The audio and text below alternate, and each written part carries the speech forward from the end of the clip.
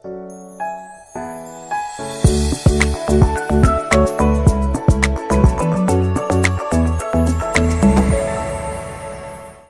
यूएसएन के इस विशेष कार्यक्रम में आप सभी का स्वागत है। मैं हूं आपका होस्ट एनवी शर्मा। आप और हम जानते हैं कि भारत एक कृषि प्रधान देश है। इसका मतलब ये हुआ कि करीब 70 से 75% जनता ग्रामीण इलाकों में बसती है। जहां ग्रामीण इलाकों की बात होती है तो वहां का हीरो होता है किसान। और इससे आपको आश्चर्य होगा कि किसान की तरफ से या एग्रीकल्चर सेक्टर की तरफ से भारत की जीडीपी में 18% का कंट्रीब्यूशन है। अलावा इसके कम से कम 50 से 60% एम्प्लॉयमेंट एग्रीकल्चर सेक्टर से ही इवॉल्व होता है, जनरेट होता है। अगर ऐसी हालत है तो इन किसानों के उत्थान के लिए, इन किसानों की प्रगति के लिए हमें उन्हें शिक्षित करना ज़रूरी है, उन्हें प्रशिक्षित करना ज़रूरी है और उनको लेटेस्ट टेक्नोलॉजीज़ जो है उससे अवगत कराना भी ज़रूरी है। इसी सिलसिले में हर साल पिछले 11 सालों से एग्रोविजन फाउंडेशन एग्जीबिशन के माध्यम से, कॉन्फ्रेंसेस के माध्यम से या फिर वर्कशॉप्स के माध्यम से, सेमिनार्स के माध्यम से किसानों के हित में कुछ न कुछ प्रोग्राम ऑर्गेनाइज करती है और इस साल ये 12वें संस्करण के साथ तैयार है। एग्रोविजन फाउंडेशन के जो सर्वा है, एडवाइजरी काउंसिल के chairman Shri doctor CD Mayee साहब और president of Agrovision foundation Shri Ravi Borkar साहब आज हमारे बीच मौजूद है और इनसे हम रूबरू होते हैं एग्रोविजन के बारे में। बहुत बहुत स्वागत है सर आपका।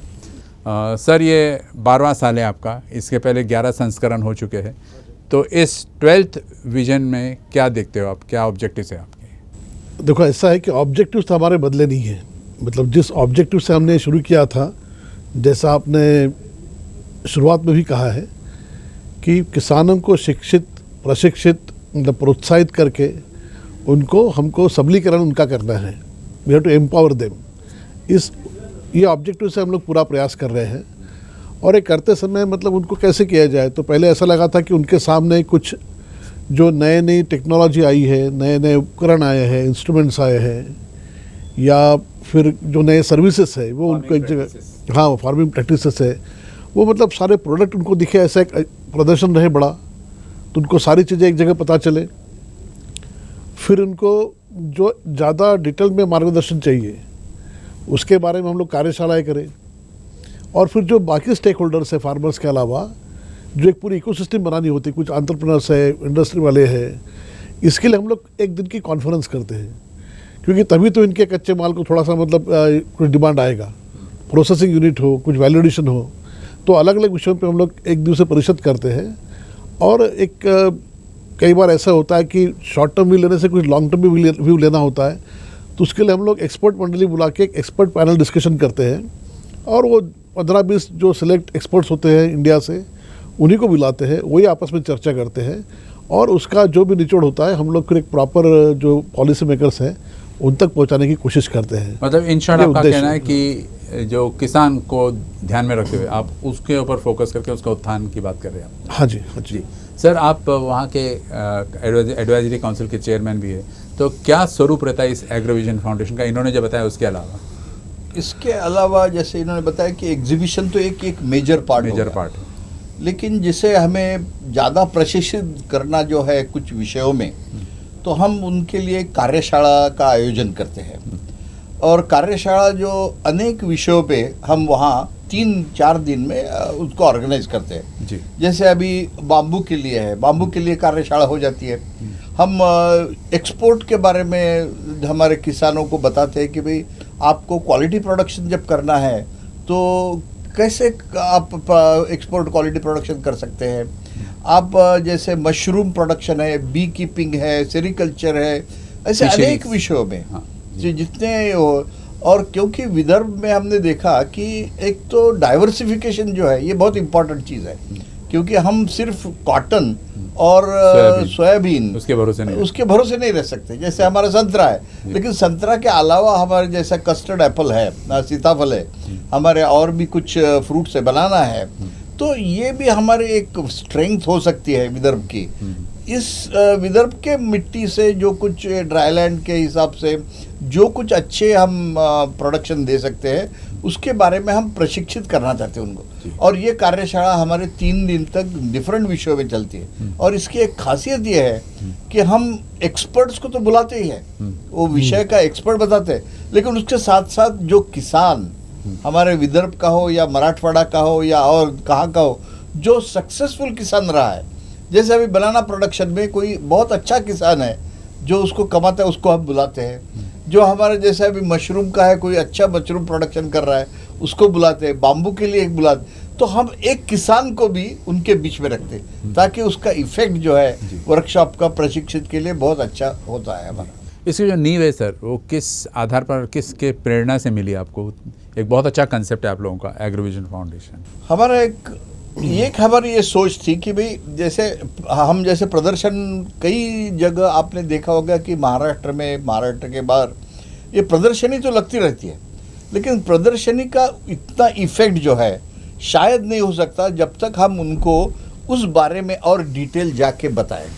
जैसे अभी फार्म मैकेनाइजेशन की आप बात करते हैं, हम बड़े बड़े मशीन्स उनको दिखाते हैं। ट्रैक्टर्स है, ट्रैक्टर की कंपनियां आती है, हार्वेस्टिंग की मशीन्स आती है, वीडिंग की मशीन्स आती है, लेकिन उनको वो क्यूट कैसी टेक्नोलॉजी है और कैसे उसको यूज़ कर रहा है वो हम उनको वर्कशॉप पे बताते हैं, एक प्रैक्टिकल डेमोन्स्ट्रेशन करते हैं। तो इसका हमें इफेक्ट बहुत अच्छा मिलता है। मैं थोड़ा ऐड करना चाहूँगा कि एक्चुअली हमारा जो एग्रोविजन है, इसका जो विजन है ये अपने श्री नितिन जी गडकरी जी का है। उनका ये सपना था कि हमारे जो किसान हैं, जो आज थोड़े से मतलब हम बाकी किसानों से कल्पना करें तो तुलना में विदर्भ के किसान थोड़े से डिफ़िकल्ट सिचुएशन में थे। मतलब कुछ नेचुरल ये हो या कुछ और कारण हो, पर ये उतने अच्छी स्थिति में नहीं थे, थोड़े निगेटिविटी ज़्यादा आ गई थी। तो उनका कहना था कि इनको हमने कुछ पॉजिटिव बातें बताना चाहिए कि भारत में, दूसरे इलाकों में या देश दुनिया में कहीं और इलाके में क्या क्या अच्छी चीज़ें हो रही है फार्मिंग में, वो उनको कहीं एक जगह देखने मिले, उससे वो प्रेरणा ले और उनको हम लोग अच्छे से प्रशिक्षित करें। जैसे भी माई साहब ने बोला कि उनको कार्यशाला लेकर उनको हम लोग थोड़ा ज़्यादा प्रशिक्षित करने की कोशिश करें। और एक करते समय हमारी जो सारी कार्यशाला होती है, इसका आप विषय देखेंगे तो हम ब्रॉडली 3-4 कैटेगरी में उसको ला सकते हैं। एक तो है कि उसकी उत्पादन क्षमता कैसे बढ़े, यील्ड कैसे बढ़े उसका। दूसरा होता है वो टेक्नोलॉजी का यूज़ कैसे अपने फार्मिंग में करें। तीसरा जो है वो कि उसको अल्टरनेट क्रॉपिंग पैटर्न हम क्या बताएं। यदि मान लो कुछ वो सोयाबीन ही कर रहा है पर लगातार सोयाबीन फेल हो रहा है, तो उसके जगह उसने क्या लगाना चाहिए, उसको कोई दूसरा पर्याय है क्या, इसके बारे में उसको जानकारी दे, फिर वो बताए, सोचे कि उसको क्या लगाना है, पर उसके सारे पर्याय उसके सामने हम लोग रखना चाहिए। और चौथा जो सबसे इम्पोर्टेंट वो है कि उसका लाइवलीहुड जो है वो सस्टेनेबल करने के लिए कैसे उसको, जैसे जो बाकी सपोर्टिंग एक्टिविटीज़ है, जैसे बैकयार्ड पोल्ट्री होगी, छोटी डेयरी है, कुछ एनिमल रखे, फिर वो मेंढी शेरी पालन होगा या फिर बी कीपिंग होगा या मत्स्य पालन होगा या फिर सेरिकल्चर है, ऐसे चीज़ों से वो अपने आप को ज़्यादा उसका मतलब सिक्योर कैसे करे, इसके सस्टेनेबल उसका लाइवलीहुड कैसे हो, इसके बारे में भी हम लोग कार्यशालाओं से मार्गदर्शन करते हैं। आप दोनों ने कहा कि जैसे किसान के लिए आप उसके हित में ये सब लगाते हैं एग्जीबिशंस वगैरह, तो बाहर के राज्य के किसान भी यहाँ पर शामिल होते हैं और एक्सचेंज ऑफ आइडियाज़ में कितना बेनिफिट हो जाता है सर? इसमें हमारे यहाँ अभी देखिए मध्य प्रदेश, छत्तीसगढ़, गुजरात, पंजाब से भी यहाँ फार्मर्स आते हैं, कुछ साउथ के भी फार्मर्स आते हैं और उनका जब एक्सचेंज होता है जी, तो ये एक वो जब मिक्स होते हैं हमारे फार्मर के साथ तो वो अपना एक्सपीरियंस बताते हैं। जैसे अभी एक एग्जांपल मैं देता हूँ आपको, जैसे वहाँ का एक कपास का कोई किसान है पंजाब का, वो कहता है यार मेरे यहाँ ये प्रॉब्लम्स है और ये हमारे यहाँ बोलता है कि हमारे यहाँ ये दूसरे प्रॉब्लम्स है, लेकिन ये हम कैसे सॉल्व करते हैं वो बताते हैं। तो ये जो एक मिक्सिंग होता है ये बहुत इम्पोर्टेंट होता है। जैसे अभी हमारे बोरटकर साहब ने आपको बताया कि डाइवर्सिफिकेशन में हमने जो एक जो इश्यूज लिया है, क्योंकि इसको लाइवलीहुड आपको जब तक नहीं होता जब तक उसको कोई और इनकम, एडिशनल इनकम वो फार्मर्स को नहीं होता। जैसे डेयरी है, जैसे ना स्मॉल डेयरी एक निकालना, पोल्ट्री है, कुछ बीकीपी। हमारा क्या कहना है कि जो कॉटन भी लगाओ आप या सोयाबीन भी लगाओ, लेकिन उसके साथ साथ आप वो फेलियर होने के चांसेस जब होते हैं तो आपको दूसरा एक कोई तो भी ऐसा अल्टरनेटिव चाहिए जिसके ऊपर वो ही कैन फॉल डाउन और उसके ऊपर फिर वो उसका ये मिल सकता है इनकम। ये हमारा उसका एक उद्देश्य है। और हमने एक देखा है, आपको बड़ा मुझे गर्व होता है कि ये 10-12 साल के जो इफेक्ट है ना, ये अब हमें देखने को मिल रहे हैं। क्योंकि हम जब अब फार्मर्स के जब जाते हैं तो वो हमारे यहाँ साल भर जब हम छोटे छोटे प्रोग्राम करते रहते हैं तो उसमें वो पूछते हैं हमें कि आपने ये एग्रोविजन के वर्कशॉप में ये बताया था, अब हम इसको हम लगाना चाहते हैं। अच्छा, तो मतलब ये एक इफेक्ट हो रहा है अभी। जी सबसे बड़ा इम्पैक्ट तो ये है कि अपने यहाँ मिल्क प्रोडक्शन काफ़ी बढ़ गया है विदर्भ में। डेयरी का डेयरी का काफ़ी अच्छा इम्पैक्ट रहा। हम लोग हर साल मतलब 11 साल डेवलपमेंट पहले जो करते था वो रहे। सीन चेंज हुआ अभी। बहुत ज़्यादा, बहुत अच्छे से, बहुत पॉजिटिव चेंज है उसमें। जी सर, जैसे आपने कहा कि किसान को बेनिफिट हो जाता है और किसान बेनिफिट हो भी रहा है, लेकिन अलावा इसके वो कंपनीज जो आती है इधर एग्जीबिशन स्टॉल्स में वगैरह, उनका कैसे बेनिफिट होता है? मैं ये सवाल इसलिए पूछ रहा हूँ क्योंकि किसान एक ट्रैक्टर कहिए, थ्रेशर कहिए या वीड रिमूवर कहिए, ये अफोर्ड नहीं कर सकता है, तो आप उसको किस तरीके से गाइड करते हो, हेल्प करते हो? देखो, इसमें ऐसा है, कंपनियों का ऐसा है कि हर कंपनी को यदि किसी को भी अपना उत्पादन जो है वो बेचना है, सर्विसेज प्रदान करनी है, तो जिनके लिए वो सर्विसेज है उनसे उसको अच्छे से रूबरू होने का मौका मिले। आप जानते हैं कि ये तो अपने यहाँ किसान जो है वो बहुत दूर दूर तक फैला हुआ है। एक तो छोटे गांव में, फिर उसकी भी और खेती, तो इनको इकट्ठा कहीं एक जगह लाके उनसे डायलॉग करना, उनको अपने प्रोडक्ट के बारे में बताना। ये प्रोडक्ट भी इतने हेवी होते हैं, कुछ जैसे पर्टिकुलरली फार्म मैकेनाइजेशन लीजिए, तो ये प्रोडक्ट हर के किसान के खेत में जाके उसको डेमो देना पॉसिबल नहीं होता या उसको बताना पॉसिबल नहीं होता है। तो ये जो है उनको यहाँ पे एक जगह जब सारे किसान आते हैं विदर्भ से, बाहर से, तो उनको अपने प्रोडक्ट के बारे में उनको इन्फॉर्मेशन देना बहुत आसान हो जाता है। दूसरी चीज़ ऐसी होती है कि अभी देखो ओवरऑल जिस प्रकार से किसानों को बेनिफिट हो रहा है, जैसे हमने कहा ना कि डेयरी का उत्पादन बढ़ा है, तो यदि डेयरी का प्रोडक्शन बढ़ा है तो नेचुरली फिर उसमें प्रोसेसिंग में लोग आएंगे, नेचुरली फिर उसको फॉडर के बारे में जिज्ञासा होगी, नेचुरली फिर जो एनिमल्स के ट्रेड में है तो लोगों की एनिमल की डिमांड बढ़ रही है अभी। तो अभी हमारे 3-4 साल से एग्रोजन में डिमांड रहती है कि हम लोग पशुपालन बनाएं, कि अभी वो जानना चाहते हैं कि कौन से अच्छी ब्रीड की गाय है, कौन सी ज़्यादा दूध देगी, उसके फिर फॉडर कैसे बनाना चाहिए, क्या करना चाहिए। तो अभी हमने 3 साल से उसके लिए अलग एग्जीबिशन लगाना शुरू कर दिया है। तो ये जो फ़ायदा है ये सारा उनसे रिलेटेड जो कंपनी है। अब शुरू में हमारे पास ये जो थी फॉडर की कंपनी या बाकी कंपनियाँ नहीं आती थी क्योंकि उसकी डिमांड यहाँ कम थी। अभी 3-4 साल से वो लोगों ने आना शुरू कर दिया है। अभी यहाँ जैसे पहले माइक्रो इरीगेशन पहले से था, सबको मालूम था ड्रिप इरीगेशन, पर पहले अभी उतनी लोगों को महसूस नहीं होता था कि लगाना चाहिए खेत में, सब्सिडी होने के बावजूद। अभी उसका सेल यहाँ बढ़ गया है, तो ड्रिप इरीगेशन से संबंधित सारी कंपनी आती है। ये हर एक के बारे में सारा जो इनपुट है, एग्रोकेमिकल्स हो, फर्टिलाइजर्स हो, सीड्स हो, या फिर एग्रीकल्चर इम्प्लीमेंट्स हो, इक्विपमेंट्स हो, ये सारे जो लोग हैं अभी इनको अभी लगने लगा है कि उनको ये अपने कस्टमर से रूबरू होने का एक अच्छा प्लेटफॉर्म है। एक जगह उनको सारे मिलते, उनको फीडबैक भी मिल जाता है कि ऐसा नहीं वैसा चाहिए। तो किसी को नया प्रोडक्ट लॉन्च करना है तो भी उसके लिए बहुत अच्छी अपॉर्चुनिटी है कि नया प्रोडक्ट उसका यहाँ लाए, 4 दिन में सबको मालूम हो जाए यहाँ पे। और सिर्फ विदर्भ नहीं तो आसपास के जो स्टेट है वो किसानों को भी मालूम होता है, तो इसलिए उनको तो बिल्कुल फ़ायदा है ही। और दूसरा, जैसे अभी इक्विपमेंट के बारे में हम एक जो हम सेशन लेते वर्कशॉप में, उसको हम फार्मर प्रोड्यूसिंग ऑर्गेनाइजेशन बोलते हैं, FPOs। गवर्नमेंट ऑफ इंडिया ने FPO बनाने के लिए बहुत बड़ा स्कोप बनाया है। तो आइदर आप एक ग्रुप फार्मिंग करो या आप FPO बनाओ। इससे एक एडवांटेज ये होगा कि ये कस्टम हायरिंग में आप जो अफोर्ड नहीं कर सकते इक्विपमेंट बड़े बड़े, वो शायद हम कस्टम हायरिंग के माध्यम से वो विलेज को हम दे सकते हैं। और आजकल वो सारे कंपनियां भी इंटरेस्टेड है कि भाई हम कस्टम हायरिंग को दे दें। और इसमें क्या होता है कि जो अनएम्प्लॉयड यूथ है वो अब अपना 2-4 उसको रोजगार मिलता है। वो पूरा उनका जो आपको हैरोइंग करना है, एम्प्लॉइंग करना है, वो करके दे देंगे। तो ये एक और न्यू एरिया हमारे लिए ये बेनिफिट है। हाँ, सर तो हम कह सकते हैं जैसे कम्युनिटी फार्मिंग हुआ करता था, अभी इस कम्युनिटी फार्मिंग में कंपनीज भी जुड़ गई है या लोगों के लिए एम्प्लॉयमेंट के जनरेशन भी और चांसेस बढ़ गए। बिल्कुल बिल्कुल सही बात है। क्या न्यू रहेगा सर इस बार के एग्रीवेशन में as compare to the previous ones in terms of farmer, in terms of companies, in terms of employment? देखो, वैसा देखा जाए तो एक पैंडेमिक में एक बात तो हुई है, जैसे पिछले साल हम लोग 2020 में इवेंट कर नहीं पाए, लेकिन वर्चुअल पर हमने वर्चुअल किया। मैं वही कह रहा हूँ, तो हमको एक समझ में आया कि ये जो डिजिटल टेक्नोलॉजी है जिसका इतने साल से यहाँ उपलब्ध थी, सब था, पर इसका जो प्रसार वो आखिरी तबके तक नहीं हुआ था, ये पैंडेमिक में बहुत अच्छे से हो गया। अभी मतलब कोई किसान भी है, उसका लेबर भी है, तो वो भी व्हाट्सएप पे फोटो खींच के मतलब साइंटिस्ट लोगों को भेजता है कि मेरे ये कॉटन में ये आ गया है, पत्ते ऐसे खराब हो रहे, मैंने क्या स्प्रे करना चाहिए। वो तुरंत फोटो लेके व्हाट्सएप पे भेज देता है। और उसको व्हाट्सएप पे बोलने से करता है, वैसे ग्रुप बन गए। अभी तो सिट्रस they are- का ग्रुप हाँ, है, ग्रेप्स का ग्रुप है, अच्छा, कॉटन का ग्रुप individual- है। मतलब नहीं कहने का मतलब कि वो टेक्नोलॉजी हावी हो रहे हैं, तो इसलिए हमने इस बार का थीम जो रखा है वो टेक्नोलॉजी पे रखा है।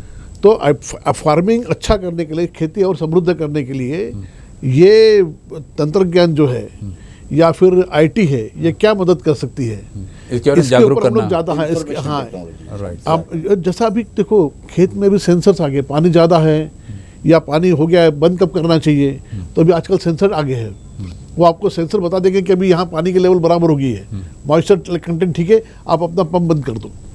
या फिर वो Automatic। 3-4 दिन सूख जाएगा, जब ड्राई हो जाएगा तो तो अपने आप आपको sprinkle- अलार्म दे देगा फोन पे कि अभी यू शुड स्टार्ट इरिगेशन। आपको खेत में जाने हाँ। की जरूरत नहीं है। अच्छा, मतलब sometimes you get information on your computer से, हाँ। वो लिंक कर सकते हैं। तुम्हारे बैठे। फोन पे आ सकता है, मतलब फोन पे भी आता फोन है, पे आ सादे फोन सकते हैं पे information। एसएमएस आता है, सादा मतलब स्मार्टफोन चाहिए ऐसा भी नहीं है, Simple और तुम्हारा तरीका है। छोटा फोन भी रहा तो उसमें एसएमएस आ जाएगा। जी, हाँ। तो ये जो टेक्नोलॉजी है, क्योंकि आजकल हर जगह लेबर की प्रॉब्लम है, हर जगह थोड़ा प्रोसीजर की आवश्यकता है, तो ये कैसे इसके बारे, अच्छा ये टेक्नोलॉजी बहुत ये नहीं है, मतलब इंडिया में तो बहुत महंगी भी नहीं है, पर ये जितनी ज़्यादा बढ़ेगी उतनी और सस्ती कॉस्ट इसकी कम होती जाएगी। तो ये टेक्नोलॉजी के बारे में फार्मर को रूबरू कराने के लिए हम लोग इस बार जो है थोड़ा फोकस जो है हम ज़्यादा ये टेक्नोलॉजी पे और आईटी इन एग्रीकल्चर इस पे ध्यान देने की कोशिश करेंगे हम लोग।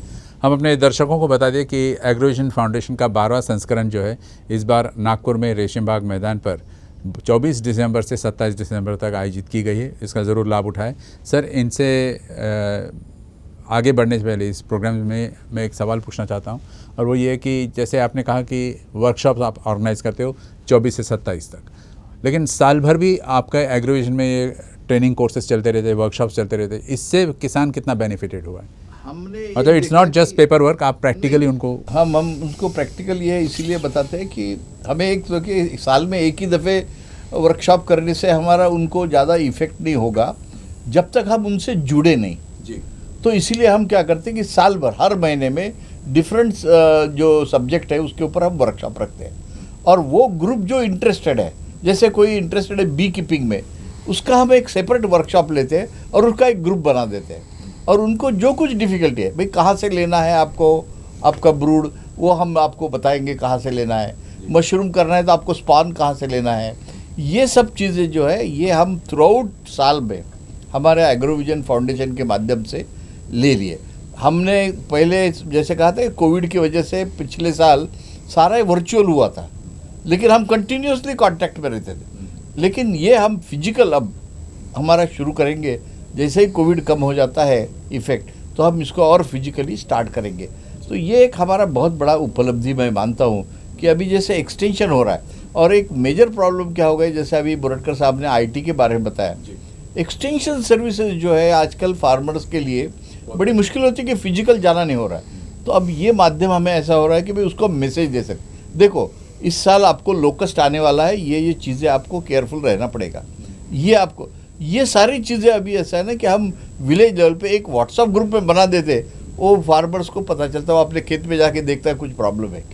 तो ये एक एडवांसेज जो है, और ये भी हो सकता है कि एक का सवाल जो है दूसरों के लिए भी डाउटफुल था, जो बिल्कुल, कई सारे automatic, फार्मर्स automatic। ऐसे होता ही है, हाँ। सब लोग वोकल नहीं रहते, हाँ। पर किसी दूसरे ने पूछने से वो समझ जाता है कि भाई ये इसका सोल्यूशन है। सोल्यूशन है। जी।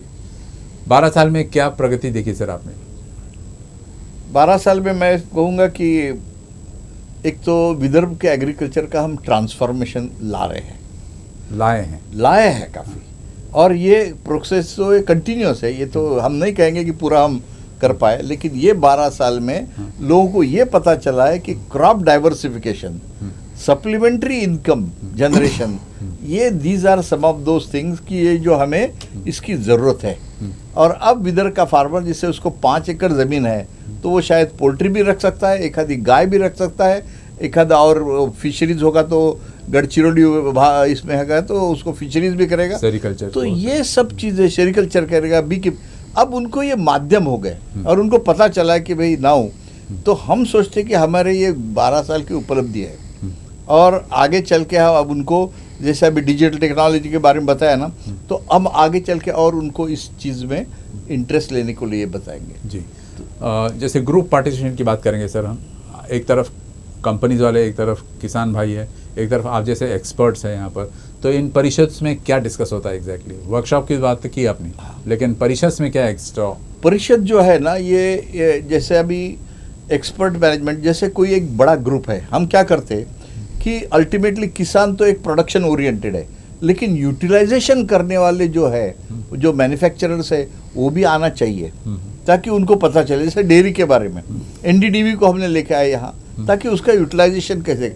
और ये जो बड़े परिषद है दिन भर लेते हैं डेयरी के बारे में, बाम्बू के प्रोडक्शन के बारे में, ये हम पूरे दिन भर वैल्यू चेन फूड प्रोसेसिंग के ऊपर, ताकि उसके जो कंपोनेंट है जो फूड प्रोसेसिंग में ऑलरेडी काम कर रहे हैं उनको हम इनवाइट करते और उसका स्कोप देखते। क्योंकि अल्टीमेटली क्या होता है कि कंजम्पशन इतने बढ़ेगा तो प्रोडक्शन ऑटोमेटिकली फिर लोग करेंगे। मैं थोड़ा सा इसमें ऐड करना चाहूँगा कि जैसे सर ने भी डेयरी का एग्जांपल बताया, हम डेयरी के वर्कशॉप तक कर रहे थे जिसमें हम लोगों को बता रहे थे कि भाई फॉडर आपने ऐसा रखना चाहिए, ये ब्रीड रखना चाहिए तो आपका दूध बढ़ेगा, ये प्रैक्टिसेस करो। पर उसका दूध बनने के बाद में दूध अच्छे दाम पे कोई लेने वाला नहीं रहा, तो वो क्या करेगा? है ना, हर किसान के लिए पॉसिबल नहीं कि दूध वहाँ से लेकर शहर तक पहुँचाए, घर घर में रोज दे, ये तो उसके लिए वायबल नहीं होगा। तो इसीलिए फिर हमने जब कॉन्फ्रेंसेस करना शुरू किया, बाकी स्टेक होल्डर को बुलाया, तो जैसे फिर एनडीडीबी का सर ने कहा वहाँ डेयरी शुरू होगी, उन्होंने अपने अच्छे प्रैक्टिसेस लाए। तो इसमें क्या होता है कि एक कोई कंपनी अच्छे प्रैक्टिसेस लाते तो बाकी फॉलो करते हैं। अब सबका ऐसा हो गया कि फार्मर को तुरंत जैसे दूध कलेक्ट होता है उसको मैसेज आ जाता है कि भाई तेरा फैट कंटेंट ये था और तेरा टोटल इतना लीटर दूध है, इतना पैसा होगा, तेरे को उसके मालूम है कि मैसेज आ गया, मतलब 6 दिन में बैंक में पैसा जमा हो जाएगा। तो अभी then he is getting into that, क्योंकि उसको मालूम है कि उसको गारंटी है कि भाई मैं जितना दूध बनाऊंगा तुरंत मेरा लेने वाला कोई है ना। तो ऐसे जैसे वो बाकी बनाता है कुछ, बाकी उसके उत्पादन है, जैसे एप्पल कस्टर्ड का बोला है, बाकी प्रोडक्शन है उसका, तो उसका प्रोसेसिंग करने वाले कोई रहे, वो इकोसिस्टम पूरी बने, लॉजिस्टिक वाले बने, ट्रांसपोर्ट वाले बने। ये इकोसिस्टम बनेगी तो उसको ज़्यादा प्रोडक्शन का फ़ायदा है, नहीं तो ज़्यादा प्रोडक्शन और ज़्यादा लॉसेस ऐसा ना हो। जैसे टोमेटो बहुत बन गए फिर 2 रुपये किलो भी कोई लेने वाला नहीं है, फेंकना पड़े, तो ये सिचुएशन नहीं आना चाहिए। सिर्फ यील्ड बढ़ा के फ़ायदा नहीं है। तो यील्ड यदि बढ़ती है फार्मर्स की तो उसका जो यूटिलाइजेशन है वो कैसा बने, उसका प्रिजर्वेशन हो, उसका प्रोसेसिंग हो, ताकि मतलब कंज्यूमर जो है एंड यूज़र उसको भी पूरा साल भर मिले, उसको भी रीजनल रेट में मिले और फार्मर को भी उसके उत्पादन के लिए एक अच्छा दाम मिले, ताकि उसका कॉस्ट ऑफ प्रोडक्शन जो है वो निकल जाए। इसके लिए बाकी स्टेक होल्डर्स को भी साथ में लेके चलना आवश्यक होता है। अभी अपेडा तो इसलिए हम लोग अलग अलग सब्जेक्ट पे करते हैं। अपेडा के साथ में हमने अभी बुरकटा साहब जैसे एनडीडीबी का बता रहे थे, तो हमने कहा कि एक्सपोर्ट ओरिएंटेड जितना आप प्रोडक्शन करेंगे, एक और चैनल बढ़ जाता है। बराबर है। और अपेडा वाले आए यहाँ, उन्होंने देखा कि ऑरेंजेस हम एक्सपोर्ट कर सकते हैं, तो वी स्टार्टेड नाउ, और यहाँ से अभी ट्रेन भी जाने लग गई है। ऑरेंजेस है, बनाना है, ये जो प्रोडक्ट्स है, फ्रूट वेजिटेबल्स है, स्कोप हो गया, तो उनको अभी लोगों को इंटरेस्ट भी आ गया कल्टीवेशन में। नहीं तो बोलता है यार मैंने प्रोडक्शन तो कर दिया लेकिन बेचना का प्रॉब्लम है, तो अब वो नहीं सिचुएशन है। तो इसीलिए हमें ये एग्रोविजन इज ए ओवरऑल सभी जो इसको हम बोले कि ऑल स्टेक होल्डर्स को हम इकट्ठा लाने का काम किया। क्योंकि यदि एक्सपोर्ट करना है तो उसको अपने क्वालिटी के कुछ मापदंड रखना है कि इतने अच्छे गुणवत्ता का हो, ऐसा हो। तो जो लोग अच्छा प्रोड्यूस कर रहे हैं, मतलब फ्लॉलेस और अच्छा उत्पादन कर रहे हैं, उनको दाम भी अच्छे मिलना चाहिए। तो लोकल मंडी में दाम अच्छे नहीं मिलते, यदि वो एक्सपोर्ट करेंगे, बाहर के मार्केट में भेजेंगे। एक्सपोर्ट मतलब हर बार विदेशी भेजना चाहिए ऐसा आवश्यक नहीं है। यहाँ से बम्बई भी जाती है सब्जी तो भी उसको रेट अच्छा मिलता है, तो भी अच्छे दाम में। उसका लॉजिस्टिक उसको बनाना चाहिए, सॉर्टिंग, ग्रेडिंग, पैकिंग करना चाहिए, तो वो लोग भी बीच में आ जाते हैं, तो वो भी लोग इन्वॉल्व होना चाहिए। फिर उसको कैरी करने का तरीका है, उसमें प्रॉपर क्रेट्स फ्री मार्केट होना बहुत जरूरी है, so that you can send your free market, उसका पूरा अवेयरनेस और उससे जुड़ी हुई जो सारी कड़ी है, वो सारी कड़ियों को भरोसे में लेके सबको साथ में रखना आवश्यक है। इट्स अ बिग चेन, वो सभी वैल्यू चेन पूरी रहेगी तो ही सबको फायदा होगा। ये सवाल इसलिए पूछ रहा हूँ सर क्योंकि आज ही पेपर में पढ़ रहा था, प्याज उसने करीब 1 टन बेचा, उसको सिर्फ 13 रुपीज़ का प्रॉफिट हुआ। तो ये जरा वही हमने कहा ये अब जैसे अभी इस टाइम अब टोमेटो बहुत लोग चिल्ला रहे हैं कि 100 रुपये तक जा रहे हैं, 80 रुपये किलो। तो यही चीज़ होती है ना कि जो प्रोडक्शन भी बहुत ज़्यादा होता है, उसमें ग्लट बोलते मार्केट में। ये ग्लट आने से उसका यूटिलाइजेशन जब तक नहीं होगा तब तक कोई फायदा नहीं। अभी जैसे ओनियन है, ओनियन के श्रेड्स नहीं बनेंगे, उसकी फैक्ट्री नहीं रहेगी, तो ये ओनियन का हाल खराब होने वाला है। इसलिए हम यही चाहते हैं इस बार हम शायद भी कोशिश कर रहे हैं कि यहाँ प्रोसेसिंग यूनिट बने। जब टोमेटो देखो, अभी टोमेटो 100 रुपये किलो लिटल में ले रहे हम लोग, 2 महीना पहले लोग फेंक रहे थे क्योंकि 2 रुपये रेट था। यदि कोई प्रोसेसिंग यूनिट होता, कोई कोल्ड स्टोरेज अच्छे होते, तो सबको मतलब किसानों को भी अच्छे दाम मिलते थे, 2 रुपये में नहीं कुछ फेंकना पड़ता था, उनको भी 10-12 रुपये का दाम मिलता था, और लोगों को आज 40-50 में मिलते थे। मतलब तो ये जो वैल्यू चेन है, पूरी इकोसिस्टम है, ये बिल्ड करने का प्रयास एग्रोविजन उसके लिए भी प्रयासरत है। मतलब ये जो पिलर्स आप बता रहे हो, इतने डिफरेंट पिलर्स है, उसके साथ गवर्नमेंट का एक पिलर भी आ जाए तो शायद उनको by opening warehouses, cold storage. हाँ, तो सर गवर्नमेंट ने आजकल तो प्राइवेट भी आ जाए, तो उनको मालूम है यहाँ इतना प्रोडक्शन है, ऐसा हो रहा है, लोग अच्छे क्वालिटी का कर रहे हैं, इतना रेशों मिलेगा, तो प्राइवेट वाले भी आ जाएंगे। तो हम लोग ये भी हम निकालना चाहते हैं किसानों से कि सिर्फ गवर्नमेंट पे डिपेंड करके ना करें। जी हाँ, उनकी स्कीम्स बताते हैं, उनके स्कीम बताते हैं, स्कीम्स है सबको बताते हैं क्या रहेंगी, क्या सब्सिडी मिलेगी फार्मर्स को भी, लेकिन एडिशनल प्रैक्टिकल एडवाइस। हाँ, गवर्नमेंट का रोल कब आएगा, जब कुछ नेचुरल कैलामिटी आ गया, कुछ ज्यादा प्रॉब्लम हो गया जो अनफोर्सिन है, उसके लिए। पर जो हम देख सकते हैं, जिसके लिए हम प्लानिंग कर सकते हैं, वो तो हमने प्लानिंग करके अच्छा करना चाहिए, हम उस पर गवर्नमेंट को नहीं छोड़ना चाहिए। ये भी हमारा एक उद्देश्य है। खैर, नेचुरल वेगरीज जो है सर, उसके बारे में हम कुछ नहीं कर सकते, नेचर है, हम उसके बारे में हेल्पलेस है। लेकिन आप कई सारे वर्कशॉप्स के माध्यम से, परिषद के माध्यम से, कॉन्फ्रेंसेस के माध्यम से आप किसानों को रूबरू कराते हो नए टेक्नोलॉजी वगैरह सब के बारे में। तो कहीं आपने कभी सोचा सर कि एक साइकोलॉजिस्ट को भी इन्वॉल्व करना चाहिए, क्योंकि ये सप्लीमेंट्री इनकम के बाद भी किसान सुसाइड कर लेता है, तो एक साइकोलॉजिस्ट की भूमिका यहाँ पर कितना यूजफुल हो सकता है? आपने एक वो अच्छी बात कही है। हम बाकी जो इम्पैक्ट एनालिसिस करने की कोशिश कर रहे हैं, तो उसमें शायद हम ज़्यादा साइकोलॉजिस्ट के बजाय पहले हम इकोनॉमिस्ट और कुछ एक्सटेंशन वर्कर को साथ लेना चाहते हैं, क्योंकि अभी 10-12 साल हो गए। 12 साल के बाद में हमारा ये विचार है कि अब ऑलरेडी हमने कई चीज़ों में देखा है कि भाई फार्मर्स की रिएक्शन, एक हम प्रोफार्मा बना के उनको रिएक्शन भी हम जानना चाहते हैं। तो ये साइकोलॉजिस्ट इसलिए आप जो जिस बात की साइकोलॉजिस्ट कर रहे हैं वो है कि विदर्भ में पहले एक सुसाइड बहुत एक कॉमन होती थी चीज़। अब ये इनकम बढ़ने से whether there is a reduction in the suicide case or not, whether the farmers are happy to go to different kind of things which we have already told। तो ये एक हमारा उसमें प्रयास रहेगा जी। लेकिन आपके पास कोई डेटाबेस? सर एक और ऐसा डेटा है, अभी पूरे वर्ग को तो पूरा याद नहीं है, पर बीच में लॉकडाउन में एक सर्वे हुआ था। और उसमें अर्बन और रूरल सुसाइडल टेंडेंसी के बारे में कंपैरिजन आई थी। सर अर्बन सुसाइड्स बढ़े हैं इंडिया में, रूरल कम हुए हैं। अच्छा, हाँ, so that's good news sir. जी, एक्सपर्ट्स की बात करेंगे सर, आप जैसे एक्सपर्ट्स हुए और भी ऑल ओवर द कंट्री से आप बुलाते हैं एक्सपर्ट्स, इनकी क्या भूमिका रहती है और how much influential is that on farmers?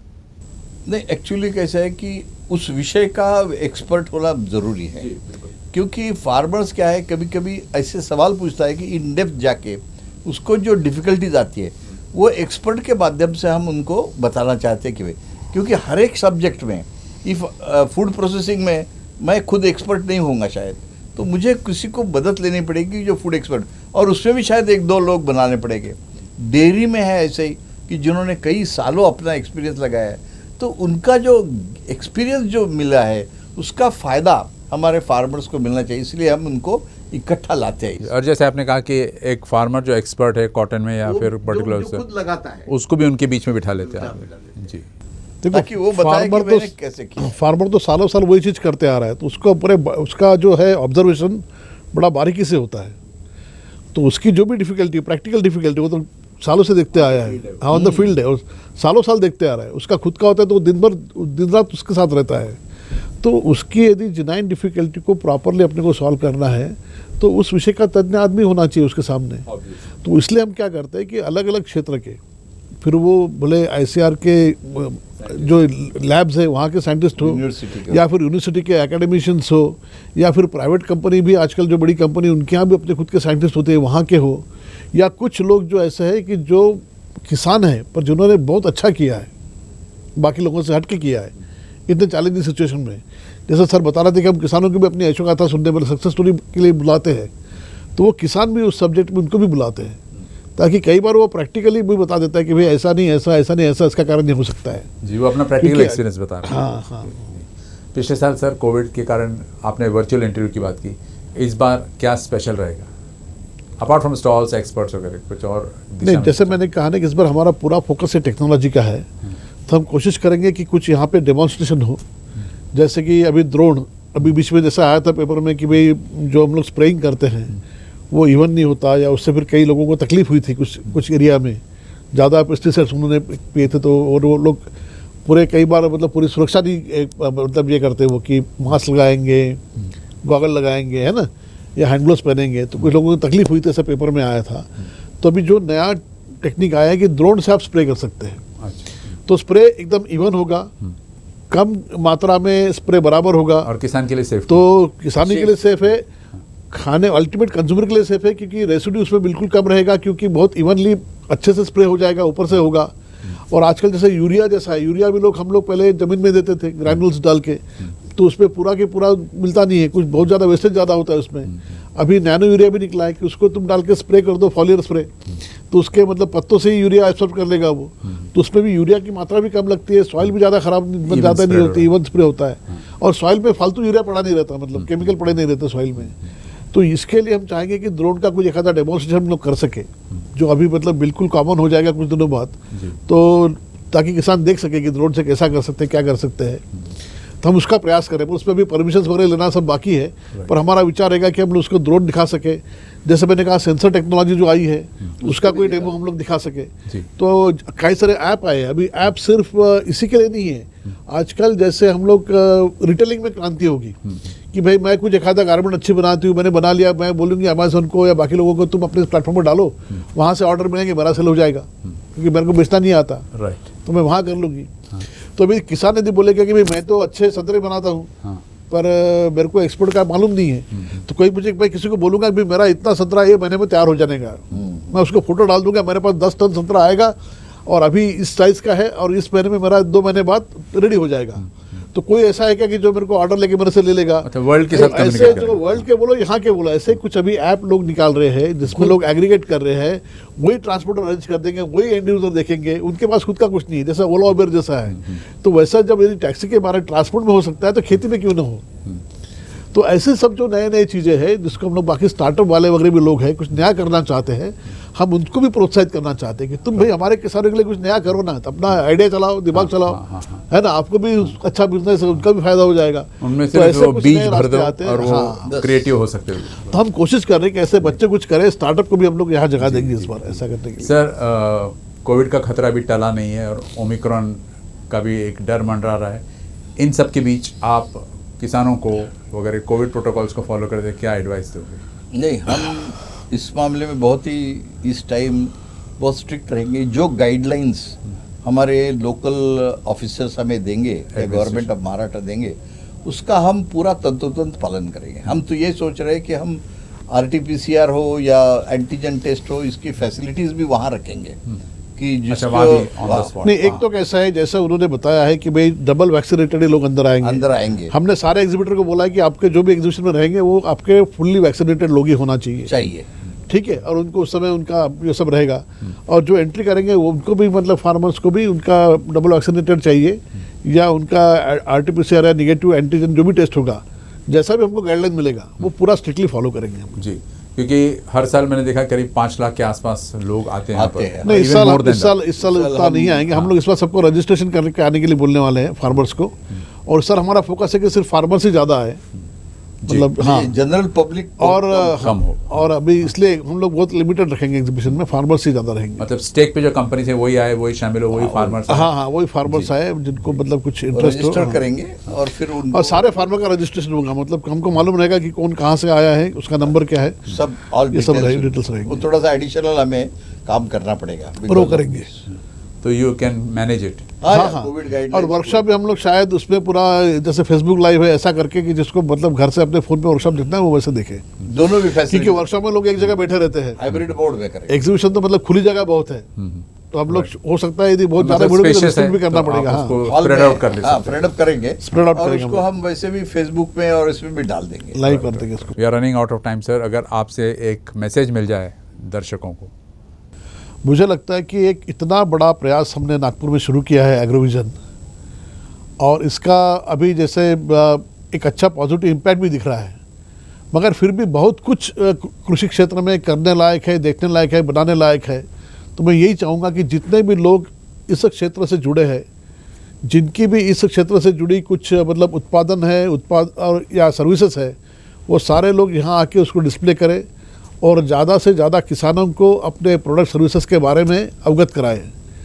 और किसान भाई भी यहाँ जैसे पूरा प्रोटोकॉल जो है कोविड का वो फॉलो करते हुए यहाँ आए और यहाँ नए जो टेक्निक है, जो नए तरीके हैं खेती के, वो जानकर अपने खेती को ज़्यादा कैसे सस्टेनेबल बनाएं, प्रॉफिटेबल बनाएं और ज़्यादा अच्छे से सुचारू इसके बारे में प्रयास करें।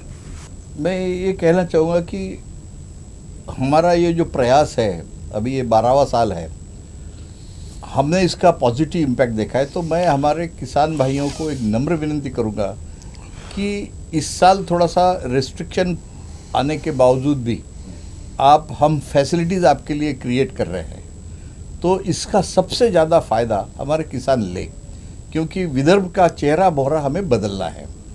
विदर्भ को पोटेंशियल बहुत ज़बरदस्त है और ये पोटेंशियल हमें पूरा एक्सप्लॉइट करना है। और इसीलिए हमने कहा कि हम फार्मर्स को जो एम्पावर करना चाहते हैं, उनको खुद को प्रशिक्षण देना चाहते हैं, उनको खुद के सब समझ जाए वो, इसलिए हम उनको ये जो हमारा माध्यम है, मैं इनको विनती करूंगा कि आप वहाँ ज़रूर आइए और हमारे जितने स्टॉल्स है, हमारे जो वर्कशॉप है, इसका फ़ायदा आप ले लीजिए ताकि अगले साल तक आपको बेनिफिट मिलता रहेगा। एक आखिरी सवाल सर, अगर कोई किसान या कोई भी फार्मर रिलेटेड कंपनीज जो है वो आपसे मिलना चाहे तो ट्रेनिंग के लिए या सेमिनार्स के लिए, तो किस पते पर कहाँ मिलेगी? नहीं तो हमारा एग्रोविजन का ऑफिस भी है नागपुर में, शंकर नगर में। हमारी वेबसाइट है और ईमेल आईडी भी हम लोग काफ़ी उसको मतलब ये करते रहते हैं, जैसे agrovision@agrovisionindia.in ये हमारा ईमेल आईडी है। I will repeat, agrovision@agrovisionindia.in। इस पर कोई हमको मेल लिखता है तो हम उसको सारी इन्फॉर्मेशन दे सकते हैं। जी, thank you very much sir, it was a pleasure as usual talking to you. Thank you. Thank you.